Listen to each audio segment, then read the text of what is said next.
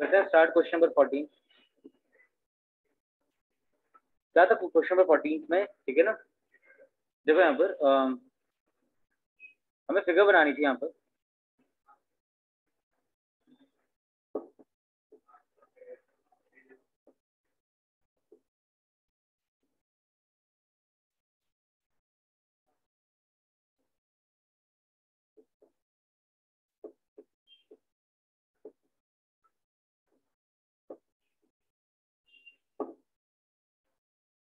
ये तो बन गई फिगर।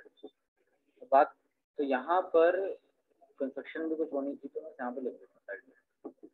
गिवन की बात करूँ तो यहाँ पे हमें गिवन था क्वेश्चन के अंदर कि A B upon P Q equal है A C upon P R के, ये इक्वल है A D upon P M. ये तो हमें गिवन है पहली चीज। दूसरा वही कॉमन चीज है जो हमें बता रखी थी, क्या मीडियन है कि A D is a median of triangle ABC. इसका मतलब हम ये बोल सकते हैं यहाँ पर बी डी इक्वल है डी सी के, इक्वल है half of B C. Same ऐसे ही पी एम जो है हमें मीडियन दे रखा है, ठीक है ना, of triangle P Q are, और क्यू एम इक्वल है एम आर के और एम आर, ये तो गिवन है, ठीक है ना। तो हमने 50% से ज्यादा क्वेश्चन कर लिया था लास्ट क्लास में। दो लोग अभी लेट ज्वाइन कर रहे हैं, तो कोई नहीं, घबराने की बात नहीं है कि क्वेश्चन शुरू से शुरू हो रहे हैं, ठीक है। तो यहाँ पे हमें गिवन पहली इन्फॉर्मेशन ये है, सेकंड इन्फॉर्मेशन ये है। प्रूफ क्या करना था क्वेश्चन में कि दोनों ट्रायंगल जो है आपके सिमिलर है, triangle A B C similar है ट्रायंगल पी क्यू आर के, ये प्रूव कर, ठीक है। यहाँ पे छोटा सा कंस्ट्रक्शन मैंने आपको कराया था। कंस्ट्रक्शन में क्या करना था आपको कि एडी के इक्वल एक लाइन ड्रॉ कर रहे हैं, draw AD equal to D E. हमने लाइन ड्रॉ करी और उसके बाद बी और ई को ज्वाइन कर दिया।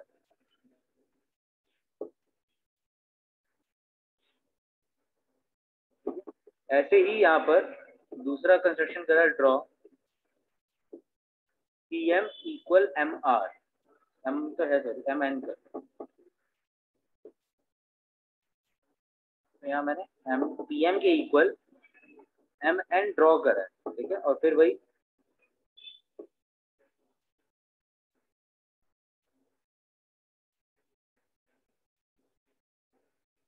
ज्वाइन कर। अब क्वेश्चन स्टार्ट कर रहे हैं।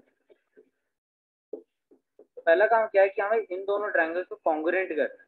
कौन कौन से ट्रायंगल? ट्रायंगल एबीडी और दूसरा जो ट्रायंगल है ट्रायंगल सी डी ई, इनको कॉन्ग्रुएंट कर।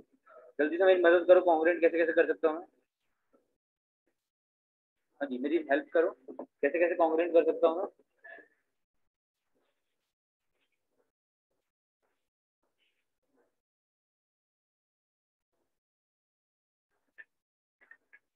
Sir angle D is equal to angle M. Sir नहीं, इन दोनों ट्रायंगल की बात करूँ, ये ट्रायंगल और ये ट्रायंगल, ये वर्टिकली अपोजिट एंगल हो जाएगा। सर वी ओ ए। हाँ, वी ओ ए वर्टिकली अपोजिट एंगल। दूसरा हमें क्वेश्चन के अंदर अभी हमने कंस्ट्रक्शन से इस साइड को इक्वल करा। सर एंगल नेटेड हियर हो जाएंगे। नहीं, एंगल नहीं, साइड सी डी इक्वल है सी डी। देखो मैं दोबारा लिख देता हूँ यहाँ पर। मैं ये कह रहा हूँ कि ए डी इक्वल है बी ई के, ये अभी हमने कंस्ट्रक्शन से करा है। फिर एंगल 1 जो है वो एंगल 2 के इक्वल है, vertically opposite angle B O A, मतलब वर्टिकली अपोजिट एंगल। और बी डी इक्वल है सी डी के, ये तो हमें क्वेश्चन के अंदर गिवन है। तो ये दोनों ट्रायंगल कॉन्ग्रुएंट हो गए by triangle C D E. Property का नाम आ जाएगा क्या? ऐसे एस प्रॉपर्टी, ठीक है ना। ऐसे ही सिमिलरली मैं ये कह सकता हूँ यहाँ पे कि triangle P Q M congruent हो जाएगा, ठीक है, Q M triangle N R M के, ठीक है ना, बाय प्रॉपर्टी एस एस। और अच्छा, हमने करा क्यों है ये सब, कॉन्ग्रुएंट क्यों करा? क्योंकि अगर आप कॉन्ग्रुएंट प्रूव कर पा रहे हो तो हम यहाँ पर ये लिख देंगे कि ए बी जो है वो इक्वल हो जाएगा सीई की सी के by C P C T. Main तो ये था हमारे लिए, ए बी इक्वल है सी के बाय, पहले इन्फॉर्मेशन ये हमारे लिए जरूरी थी इसलिए मैंने इसको यहाँ पे लिख दिया। ऐसे ही यहाँ पर जब मैंने इधर दूसरे ट्रायंगल में देखो सेम वही चीज यहाँ करनी है तो आपको करके दिखाने की कोई जरूरत नहीं होती, सिमिलरली से लिख सकते हैं। तो वही चीज हमने यहाँ सिमिलरली से लिख दिया कि ये दोनों ट्रायंगल कॉन्ग्रुएंट हो जाएंगे जैसे पहले वाला हुआ। और इसका बेनिफिट आप ये लोगे कि यहाँ पर पी क्यू इक्वल हो जाएगा एन आर के सीपीसीटी से। ये दो बातें समझ में आई आपको, जो कॉन्ग्रुएंट करा दोनों ट्रायंगल में और सीपीसीटी के थ्रू जो साइड लिखी है मैंने, बताओ मुझे समझ में आया आपको? यस ठीक है। अब ये जो साइड है इसका यूज कहाँ करेंगे, तो इसका यूज करेंगे जो हमें रेशियो गिवन है। ठीक है, तो हमें क्या कह रहे हैं यहाँ पर, रेशियो गिवन था A B by T Q equal है A C by P R, वो इक्वल है A D by P M. अब देखो ये तो हमें क्वेश्चन में गिवन था, अब इस इक्वेशन में छोटा छोटा चेंजेस करने, चेंजेस क्या करने हैं कि ए बी अभी हमने इक्वल करा है सीई के, तो ए बी को रिप्लेस करके लिख दो आप सीई, पी क्यू अभी इक्वल करा है एनआर के, तो इक्वल को रिप्लेस करके लिख दो एनआर। पहला रिप्लेसमेंट तो ये हुआ है, ठीक है ना, कि हमने ए बी को चेंज करके लिख दिया सीई और पी क्यू को चेंज करके लिख दिया हमने एनआर। फिर यहाँ पर ए सी और पी आर तो एज इट इज है, इसको कोई चेंज नहीं करना, पर जो आपका ए डी है वहां पे 2 मल्टीप्लाई कर दूंगा और पी एम है वहां पे भी 2 मल्टीप्लाई कर दूंगा। पहली बात मैंने इक्वेशन में कोई छेड़खानी नहीं करी, आप 2 से 2 कट कर सकते हो तो ओरिजिनल इक्वेशन तो वापस आ ही जाएगी, ठीक है ना, इसलिए 2 लगाने में कोई दिक्कत नहीं है। दूसरा यहाँ पे 2 क्यों लगाया है तो समझना जरा इधर से कि ए डी और डी इक्वल है, तो अगर मैं इनको सम करता हूँ तो ए ई मिल जाएगा। देखो मैं क्या कह रहा हूँ यहाँ पे, ए डी इक्वल है ए डी इक्वल है किसके, डी ई के, और मैं ये कह रहा हूँ ए ई जो है वो इन दोनों का सम है A D plus D E, और अगर ये दोनों इक्वल हैं तो मैं ए डी को ए डी रहने देता हूँ और डी को भी ए डी लिख सकता हूँ क्योंकि ये दोनों इक्वल हैं, यहाँ पर यही है। और ए डी हो जाएगा ट्वाइस ऑफ ए डी, तो यानी मैं ये कह सकता हूँ कि ट्वाइस ऑफ ए डी किसके इक्वल है, पूरी साइड के इक्वल है ए ई के, तो इसलिए ट्वाइस ऑफ ए डी की जगह मैं क्या लिख दूंगा ए ई का मतलब है कि पूरी पूरी साइड, तो देखो A D twice of A D कर रहा हूँ मतलब पूरी साइड। सेम ऐसे अगर मैं ट्वाइस ऑफ पी एम कर रहा हूँ तो ट्वाइस ऑफ पी एम किसके इक्वल हो जाएगा, पी एन के, बताओ मुझे twice of P M equal हो जाएगा किसके, पी एन के, जैसे अभी हमने यहाँ पे रफ में करके देखा सेम वैसे ही। अब आपके पास ना ये देखो एक नई रेशो आ गई है CE upon N R, A C upon P R equal to A E upon P N, और यहाँ बता देना कि ट्वाइस ऑफ ए डी को रिप्लेस कर दिया गया है ए ई से यानी पूरी साइड से, और ट्वाइस ऑफ पी एम को रिप्लेस कर दिया गया है पी एम। अब ये जो नई रेशियो है मैं चाहता हूँ एक बार ना आप फिगर में चेक करो ये कौन से ट्रायंगल का पार्ट है, एक बार ना या तो कहीं लिख लो फिर मैं आपको फिगर दिखाता हूँ, तो जल्दी से अपनी कॉपी के अंदर जहाँ नोट डाउन कर रहे हैं रेशियो लिखो, फिर आपको चेक करना है कि कौन से ट्रायंगल का पार्ट है। मैं आपको फिर ट्रायंगल दिखाता हूँ, उसको देख के बताऊंगा। जल्दी से पहले रेशियो लिख लो और लिख लेना तो बता दें मुझे कि रेशियो लिख ली है, फिर मैं आपको ट्रायंगल दिखाता हूँ। ACE and PRN। हाँ तो अगर आपने रेशियो लिख लिया तो ये ACE और PRN, ठीक है, ये जो रेशियो है ACE और PRN का पार्ट है, वेरी गुड, बिल्कुल ठीक बचाना। तो यहाँ पर मैं लिख सकता हूँ कि CE अपॉन NR इक्वल हो जाएगा AC अपॉन PR के, और वो इक्वल हो जाएगा AE अपॉन PN के। अभी हमने ऊपर बताया तो इसको लिख दूंगा प्रूव्ड अबाउट। इस तरह से ट्रायंगल ACE आपका सिमिलर हो जाएगा किसके, PRN, क्या हो गया, सिमिलर हो गया बाय SSS। इसका बेनिफिट क्या हुआ सिमिलर करने का बच्चों, देखो बेनिफिट ये हुआ कि हम ये कह सकते हैं कि यहाँ पर एंगल 3 और ये एंगल 4 CPST से इक्वल हो जाएगा, ठीक है, एंगल 3 और एंगल 4 ये CPST से इक्वल हो जाएगा। और सबसे अच्छा फायदा ये है कि अभी जैसे हमने ट्रायंगल को सिमिलर करा है ना, वैसे आपको दोबारा करने की जरूरत नहीं, आप सीधा लिख दोगे कि ट्रायंगल ABE, नाम पढ़ो, ट्रायंगल ABE और ये ट्रायंगल आपका PQN, ये भी सेम इसी तरीके से सिमिलर हो जाएगा जैसे अभी हमने साइड वाले ट्रायंगल को सिमिलर करा राइट वालों को, तो आपका लेफ्ट वाला भी वैसे ही सिमिलर हो जाएगा। तो हम सीधा लिख लेंगे सिमिलरली, पूरा करके दिखाने की जरूरत नहीं है, ABE सिमिलर हो जाएगा ट्रायंगल पी क्यू एन के by same property S S S.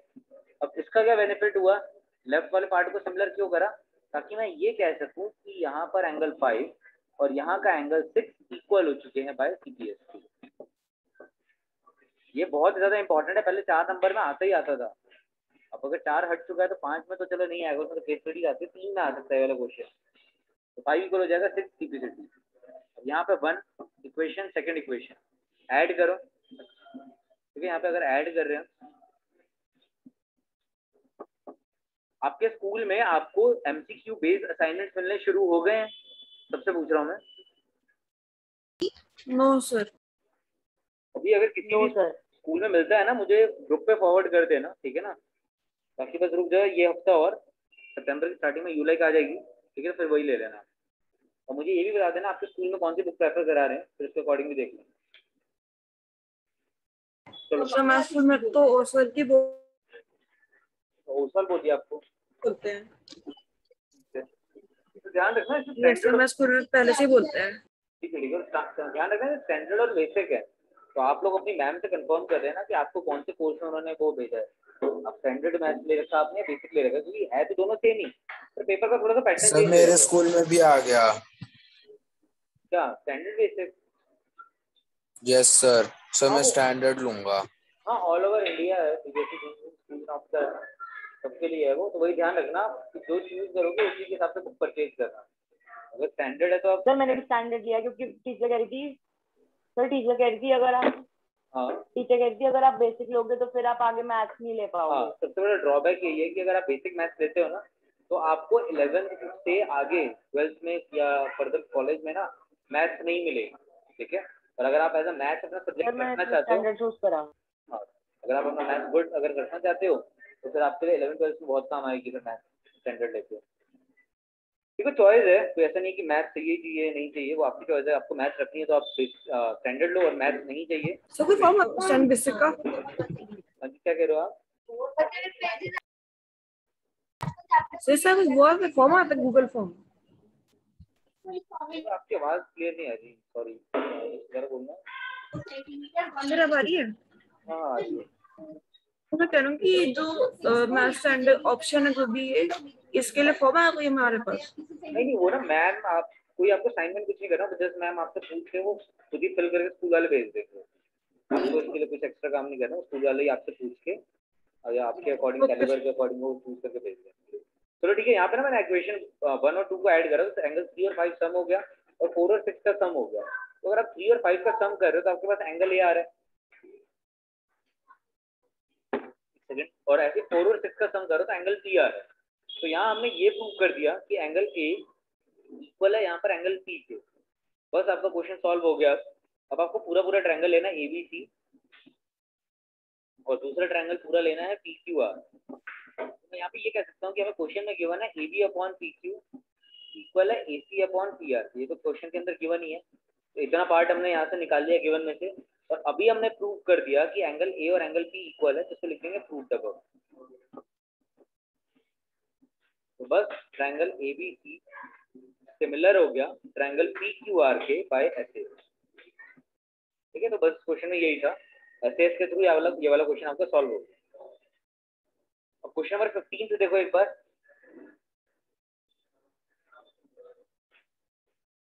Question number 15 से एक बार रीड करो, क्वेश्चन नंबर 15 करते हैं फिर।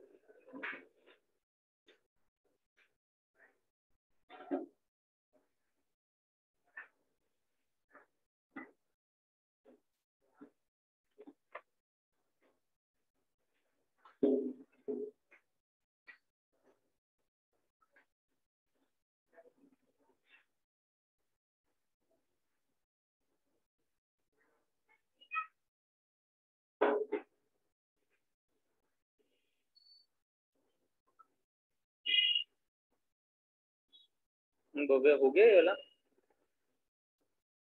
Yes sir. ठीक है, बाकी भी जल्दी से एक बार ट्राई करो।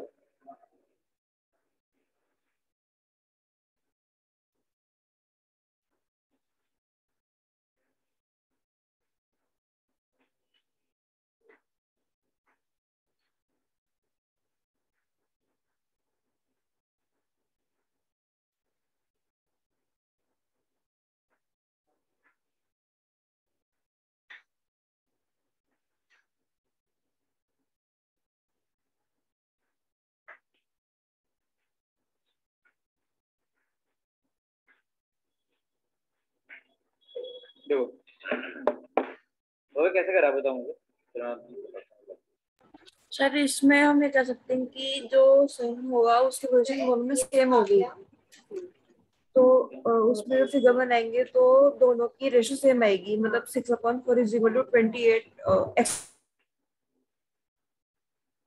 x/28। देखो हम ना हमारे पास एक बार ठीक है इसके अंदर ना, लेकिन हम दोनों ट्रायंगल यहाँ पे ट्रायंगल बनाएंगे ना, दो ट्रायंगल। देखो एक बार मैं एक बार क्लियर करना है। तो एक पोल है जिसकी लेंथ 6 मीटर है, वो एक शेडो बना रहा है 4 मीटर लंबा। तो अगर ये देखो यहाँ पर एक ये आपका पोल है, ए और बी मैं पोल का नाम दे रहा हूँ। अब शेडो आपके पाँव से बनती है, तो पोल के फुट से ही आपकी शेडो बन रही होगी, सॉरी पोल की शेडो बन रही होगी। तो शेडो को हमें लेंथ दे रखी है 4 मीटर और इस पूरे पोल का लेंथ है 6 मीटर। तो ये आपका पोल है, ठीक है।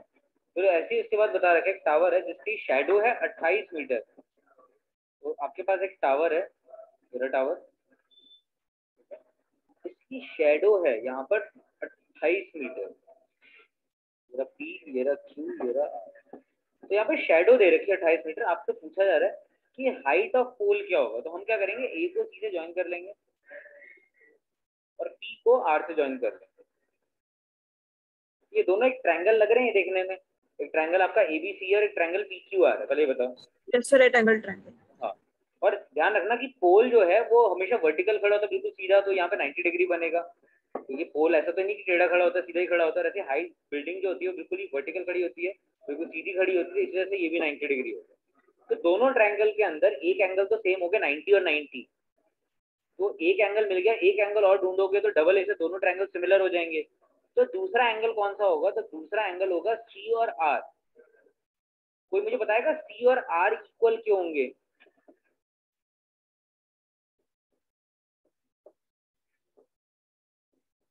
आप ये देखो, दोनों की शेडो एक ही टाइम पे बन रही है, यहाँ पे लिखा है at the same time tower का कर रहा है। तो जो यस सन होगा वो सन एक ही पोजीशन पे होगा, जो आपका सन होता है। क्योंकि शेडो कैसे बनती है, जब सन होता है तब शेडो बनती है।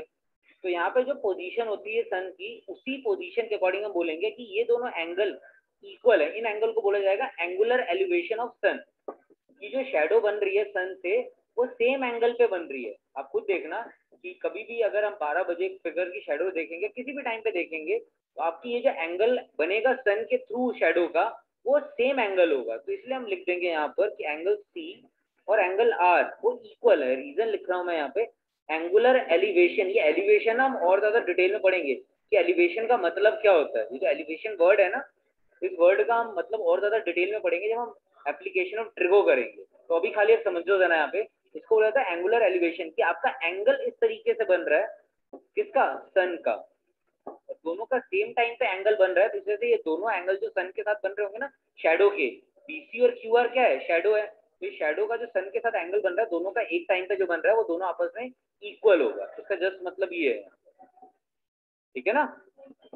और हो सके तो ना स्टार्टिंग में थोड़ा बता देना आप कि लेट कर देना यहाँ पर ए बी हाइट ऑफ पोल,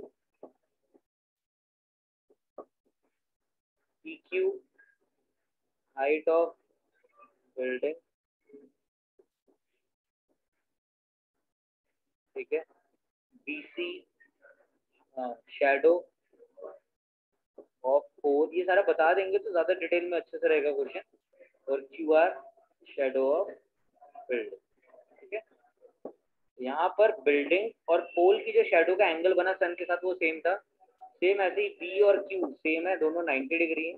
तो हमने ट्रायंगल के अंदर दो एंगल क्या कर दिया, इक्वल कर दिया, यानी ट्रायंगल एबीसी सिमिलर हो गया ट्रायंगल पी क्यू आर के by the property double A के थ्रू हो गया ये। तो यहाँ से हम बोल सकते हैं कि अगर ये डबल ए के थ्रू सिमिलर हो गया तो इन दोनों ट्रायंगल के साइड के रेशियोज क्या हो जाएंगे, इक्वल हो जाएंगे बाय सीपीएसटी। क्योंकि अगर ट्रायंगल सिमिलर होता है तो उसके एंगल भी इक्वल होते हैं और साइड के रेशियोज इक्वल होते हैं। तो A B upon P Q, ठीक है, भव्य चेक कर लेता हूँ आंसर, इक्वल हो जाएगा B C upon Q R के। एक बार जल्दी से वैल्यू पुट करो और आंसर बताओ सारे। ये था 6, ये था 4, यहाँ था बी सी, क्योंकि वैल्यू दे नहीं रखी, क्यू आर दे रखा 28, इसको सॉल्व करना है और बी सी की वैल्यू बतानी है। बी सी भव्य का आ रहा है 42, आप बताओ आपका कितना आ रहा है।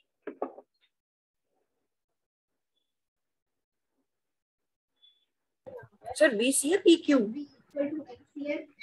लिख दियो। सॉरी मैंने उल्टा लिख दिया। सॉरी मैंने यहाँ पे ना नाम उल्टे कर दिया।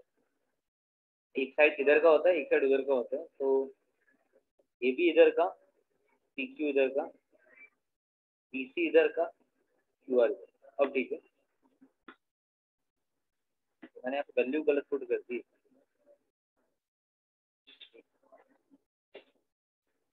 ठीक है ना, रेशियो ये बनेगा AB अपॉन PQ, यानी this side upon this side equal to this side upon this side.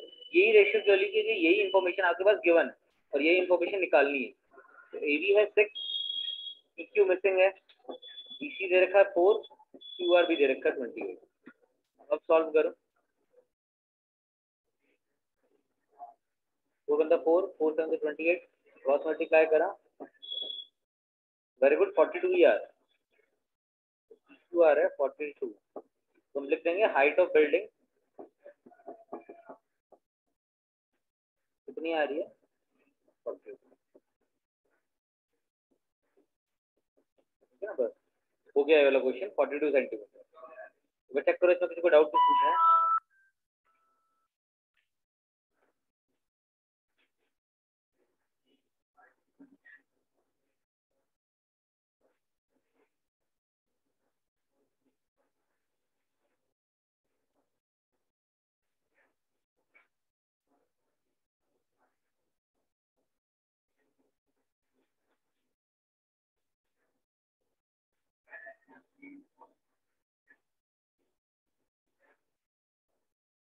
ठीक है, करें अगला क्वेश्चन, क्वेश्चन नंबर 16। यस 16 की फिगर सेम 14 जैसी है।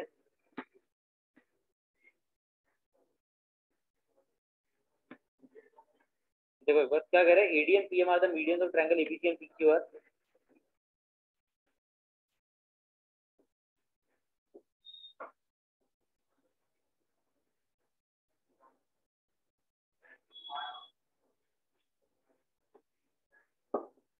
PQR है, यहाँ पर ये AD है, हमें मीडियन दे रखा है, यहाँ PM मीडियन दे रखा है। ये फिगर सेम वैसी है जैसे 12 14 16 की, दोनों की फिगर, तीनों की फिगर सेम ही थी। इन्फॉर्मेशन क्या गिवन है वो देखो, गिवन है AD and PM are median.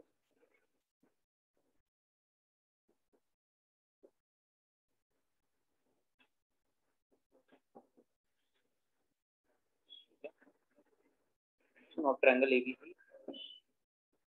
Triangle PQR।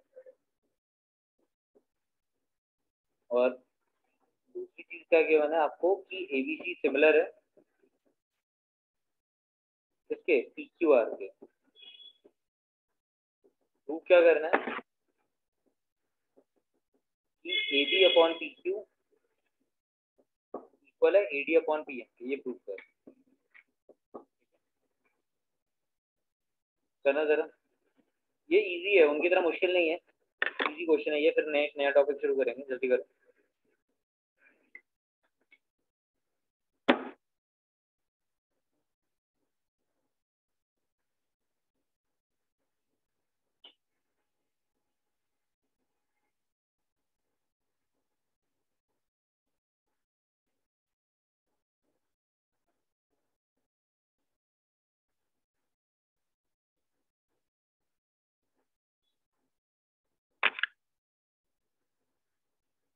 Very good भव्य, बाकी भी बताओ मुझे, हो जाएगा ये क्वेश्चन? अगर सिमिलर दे रखा है तो वहां से कुछ आप निकाल सकते हो।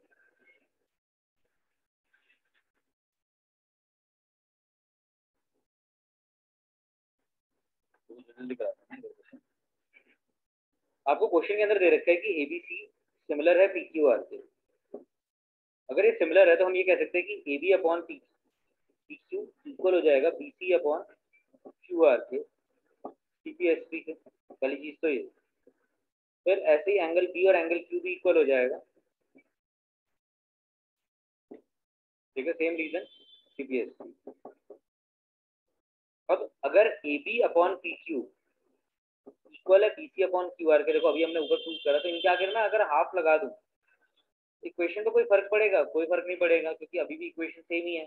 पर फर्क ये पड़ेगा कि मैं हाफ ऑफ BC अगर करता हूँ कि अगर मैं BC का आधा करता हूँ, मुझे पता था ऊपर मीडियन था, तो वो इक्वल हो जाएगा BD के। और ऐसे ही अगर मैं QR का आधा करता हूँ तो वो इक्वल हो जाएगा QM के। तो यहाँ पर आ जाएगा AB upon PQ equal to BD upon QM। क्या आ गया? बस हो गया क्वेश्चन। तो हम बोल देंगे अगर हम ट्रायंगल ABD लेते हैं और दूसरा ट्रायंगल PQM लेते हैं, तो यहाँ पे मैं बोल दूंगा कि AB अपॉन PQ इक्वल है BD अपॉन QM के। अभी प्रूव करा ऊपर।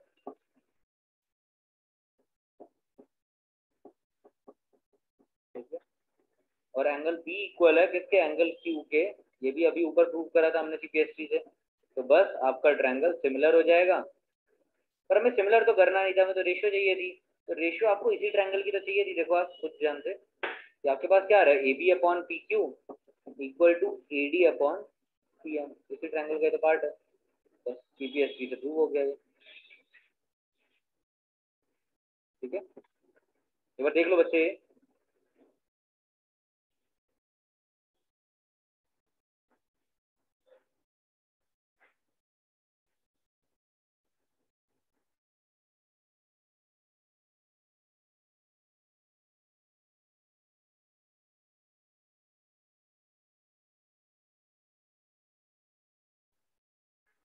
हाँ जी,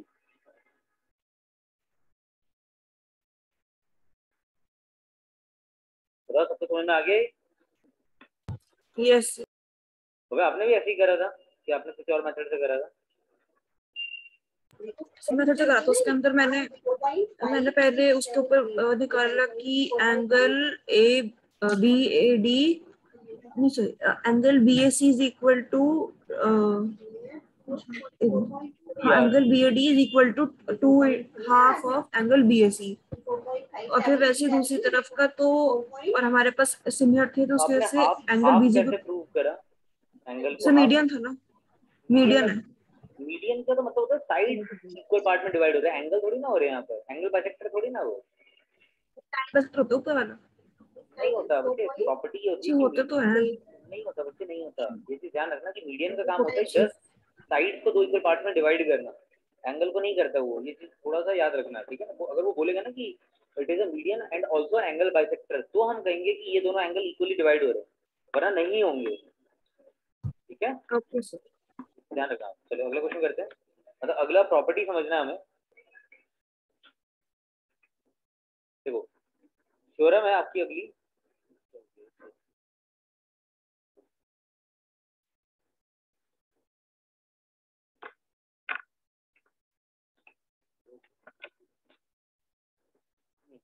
तो थ्योरम 6.6 एक बार जल्दी से रीड करो आप।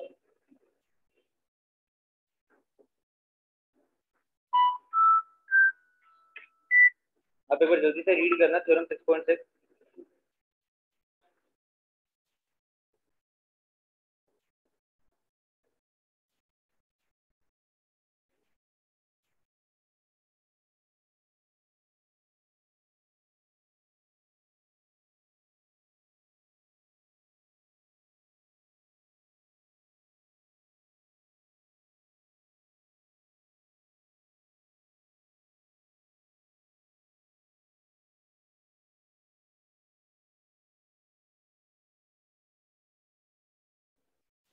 तो देखो यहाँ पर क्या है, देखो ये ना बहुत इजी एक्सरसाइज है, इसके अंदर कुछ भी नहीं है ऐसा समझ में जो ना है।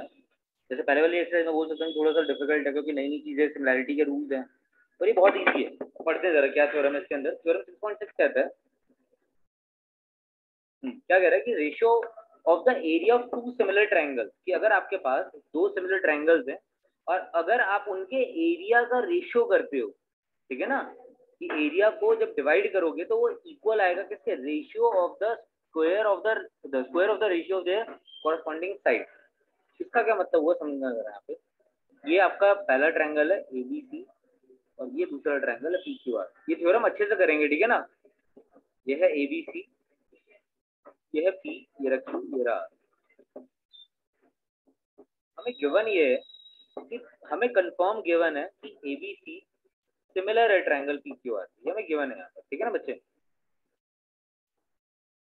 अब अगर ये सिमिलर है तो इसका रिजल्ट या कंक्लूजन क्या बनता है, थ्योरम कहना क्या चाहता है, ये सिमिलर होगा। तो अगर आप ट्रायंगल के रेशियोज निकालते हैं इनके एरिया के, जैसे मैंने एबीसी का एरिया निकाल लिया ट्रायंगल का, और फिर ट्रायंगल पीक्यूआर का भी एरिया निकाल दिया, और दोनों को एरिया को अगर आप डिवाइड करते हो तो एरिया का रेशियो हमेशा इनके कॉरस्पॉन्डिंग साइड्स के एबी के कॉरस्पॉन्डिंग होता है पीक्यू, इक्वल होगा इनके स्क्वायर के, या फिर दूसरा कोई कॉरस्पॉन्डिंग साइड उठाओ उसके एसी के कॉरस्पॉन्डिंग होगा पीआर, इसके स्क्वायर के इक्वल होगा, या फिर पीसी उठाया हमने इसका कॉरस्पॉन्डिंग होगा क्यूआर इसके स्क्वायर के इक्वल।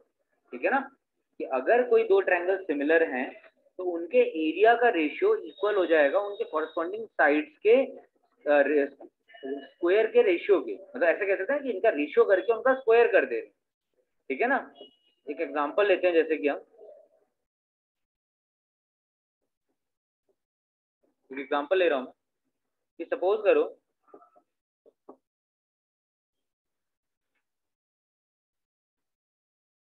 आपके पास ये ट्रायंगल है एबीसी, ठीक है, ये है पीक्यूआर, आपको बता रखा है, गिवन है कि ट्रायंगल एबीसी सिमिलर है ट्रायंगल पीक्यूआर, और आपको यहाँ पर एबी की लेंथ दे रखी है 4 सेंटीमीटर और इसकी दे रखी है आपकी 9 सेंटीमीटर। ठीक है ना, तो आपको मुझे बताना है, फाइंड करना है कि area of ABC upon area of PQR क्या होगा, ये निकाल के देना है। निकाल सकते हो आप इस थ्योरम से? Yes sir. मुझे बताना जरा निकाल के क्या आएगा आंसर। सबसे सही आंसर अर्नव, मौलिक जो भी है यहाँ पे देख रहे हैं ऑनलाइन क्लासेस सबसे, ठीक है प्रियांश, अगर हमें ट्रायंगल सिमिलर दे रखा है और दो कॉरस्पॉन्डिंग साइड्स की मतलब वैल्यूज गिवन है, तो इनका एरिया का रेशियो क्या होगा, इन दोनों ट्रायंगल्स का जब आप एरिया का रेशियो निकालोगे तो क्या आएगा।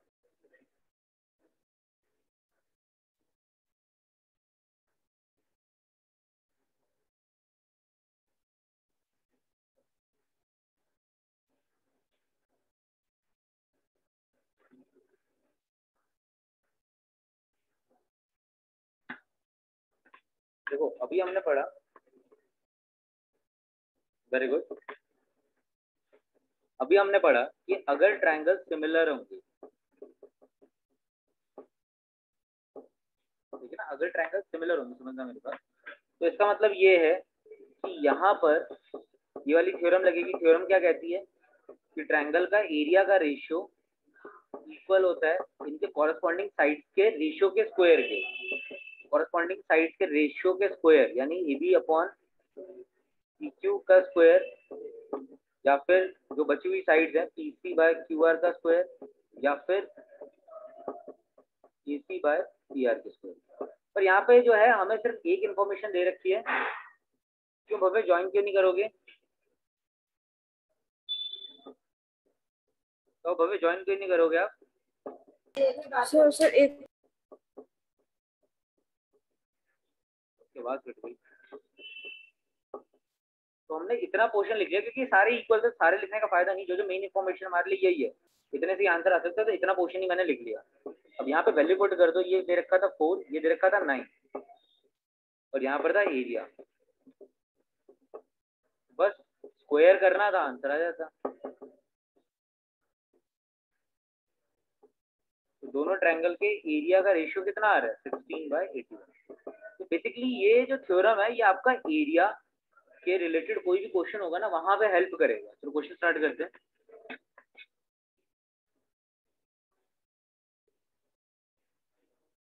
ओके ठीक है,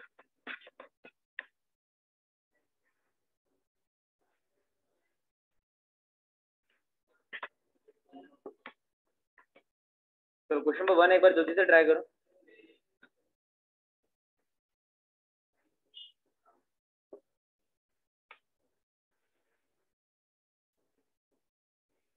बहुत इजी क्वेश्चन है, यहाँ पे ट्रायंगल हमें सिमिलर दे रखा है, तो आप फिगर जरूर बनाना।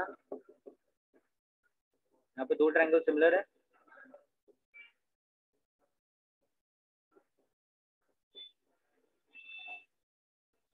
और एरिया भी दे रखा है हमें।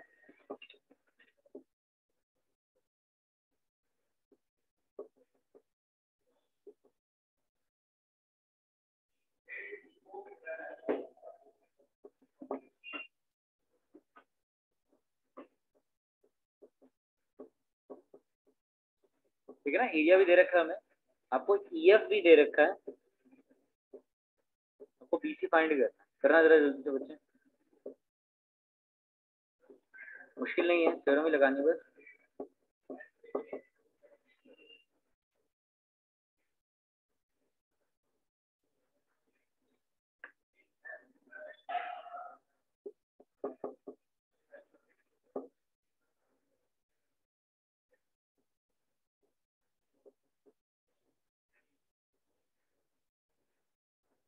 करना एक बार ट्राई जल्दी से, कितना आंसर आ रहा है।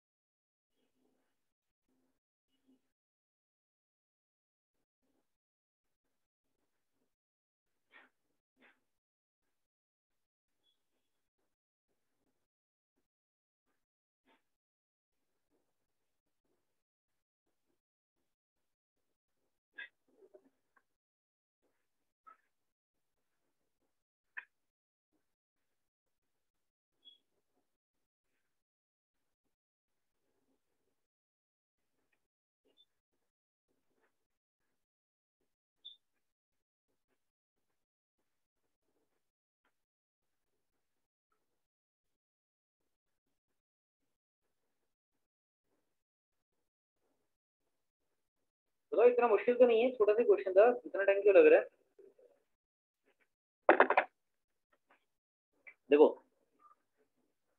क्वेश्चन में आपको बता तो रखा है ट्रायंगल सिमिलर है, हम लिख देंगे कि ट्रायंगल ABC सिमिलर है ट्रायंगल DEF से। अच्छा आप लोगों ने कंफर्म करना है सर 8.14 आएगा क्या? एक बार चेक कर लेते हैं, मुझे कंफर्म करना है नेक्स्ट वीक में ऑफलाइन के लिए, सॉरी सर चैप्टर खत्म कर दोगे ऑफलाइन? अभी तो चैप्टर में लगेंगे यार मेरे ख्याल से ना, अभी इसके बाद ये बड़ी एक्सरसाइज है, बेटर है सर मे बी मैं आ सकता हूँ सर नेक्स्ट वीक ऑफलाइन। तो मैं वही कह रहा हूँ एक बार सारे ही डिसाइड कर लो, क्योंकि सारे आ जाएंगे तो सबके लिए इजी हो जाएगा, क्योंकि जो मुझे अलग अलग टाइम देना पड़ रहा है फिर वो हमारा कोर्स भी उतनी स्पीड से खींचेगा और रिवीजन भी जल्दी स्टार्ट हो जाएगी। तो बेटर है कि सारे एक ही क्लास ऑप्ट कर लो आपका सिलेबस, क्योंकि देखो हमने टर्म 2 के अकॉर्डिंग 3 चैप्टर कर लिए थे, उन्हीं की प्रॉब्लम से हमारा चैप्टर थोड़ा पीछे चल रहा है, क्योंकि स्टार्टिंग में पता नहीं चल रहा था करना कौन सा है, मैं तो वो चैप्टर्स कराए जो आप लोगों के स्कूल में कराए जा रहे थे।